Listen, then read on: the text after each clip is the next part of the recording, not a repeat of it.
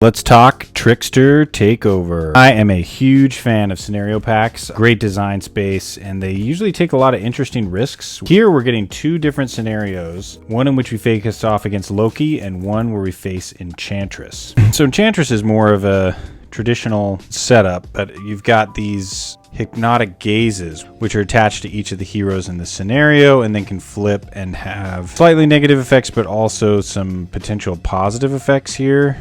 So when it flips, you've got a when revealed action and a forced action. So we have seen Enchantress in the game before, and she's famous for this Seduced card, which is really rough because it requires you to flip to alter ego and spend resources. It really hurts your tempo.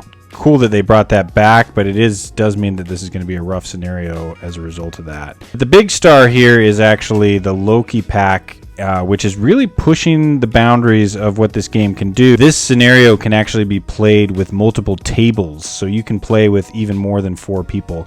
So the idea like a convention, or I play at my local game store, if we had more than 4 people, or if we had to split into 2 groups, we could actually play this scenario across multiple tables. Loki has different avatars that you face off against, and you have to just kill these avatars in order to damage Loki, God of Lies. And until you've done enough damage by defeating multiple avatars, that's how you defeat the scenario. So it also scales based on how many groups you have and how many tables you have, but lots of really tough minions. There's no victory condition on these, so they will keep coming back. And it's really interesting that you're interacting across multiple tables.